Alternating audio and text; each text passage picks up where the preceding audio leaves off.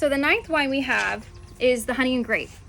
And this wine is probably the most traditional and the most historically significant to the way that my family has been producing mead for hundreds of years. Well, at least a century, or a century and some. But it's for us, I think, the start of the legacy as to our production of mead. And it's interesting because, you know, my grandfather's history, how they started producing mead and how his family produced mead is actually very similar to how we produce mead now, besides the fact that we have outlets and heating elements that are, you know, more high-tech than what his family had back in the late 1900s and even the 1800s. So it's super interesting because about 2 years ago, I really wanted to start learning more about mead after producing the first mead that I had done with my grandparents. It was a Honey and Grape.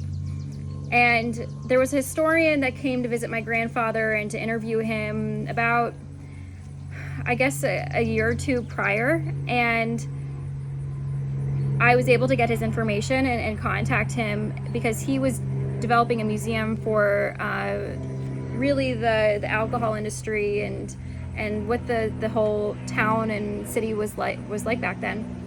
So I emailed him saying, you know, I'm trying to learn more about my family history's mead production, and if he had any information as to how what the equipment looked like or the process or what the businesses were like back then.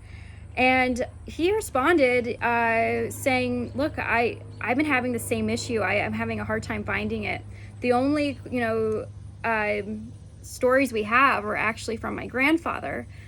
But he did find this one brochure, where, I say that as a loose term because the brochure was actually like 86 pages, but that was the translation that he gave me, saying it was a brochure. And it was all in Polish, and it was actually a publication that was produced in the late 1800s on the classification of mead. And what I unraveled by Google Translate for over that next, I don't know, few weeks was that mead was actually a very prominent drink back then. And there were so many different forms of mead and classifications and quality levels and what deemed it to be in a certain quality level. Was it dry? Was it sweet? I mean, there were so many things that were involved in terms of what was considered a high quality product for this product. And unfortunately, because it was produced in it was a publication from that, you know, the late 1800s. Of course, there weren't any pictures, but there was one little diagram of how they transported the mead, and how they actually transported the honey from the apiary to the production facilities, which was cool. But I was really more interested personally in learning about the cauldron or the kettle. And so the kettle was, you know, how they actually heated up the honey and to thin it with water and all that stuff. But it was interesting to learn that you know, we produce piments, we produce sizers, and those are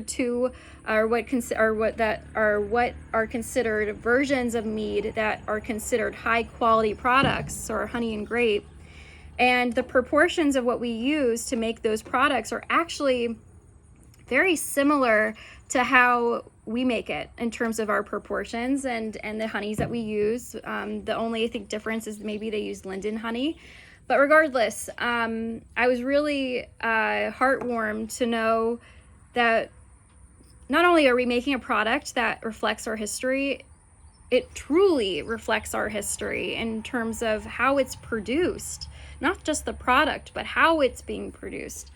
And it was a really cool experience. I still plan on learning more. I have a really unraveled interest in mead, and I think if you learned about it, you know, you would probably have a similar thought process of, we always think that the French wine system is like the top notch. It's the cream of the crop, and it's strict, and they have all these different complicated terms for all their wines and the qualities. And to know that mead is like that in that area of the world, there still has the same classification system, is very intriguing to me. So the first mead that I had made with my grandparents, which was the one that I had kind of kickstarted that interest, won the Jack Allen Award, which was a really, for me, it was validation that my family's been producing really high quality meads, which is the Governor's Cup, the Maryland Governor's Cup Award for being the best sweet wine in Maryland, even though our meads are semi-dry. Now this one, we sold out of the 2017, which we can't put a vintage on these wines because honey, you can't put a vintage on honey. But regardless, the Honey and Grape from this batch is the 2018, was just as good, if not better. My grandmother says it's better, and I've had friends that have said that it's so smooth.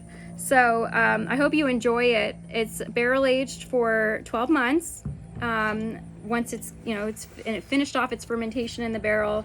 It does have some nice like vanilla notes to it, really like smooth like butterscotch almost, but I don't really get any butterscotch notes, some honeysuckle, and I really hope you enjoy it. It's really become an important product for my family, and I really want to learn more about them, and I hope that you do too.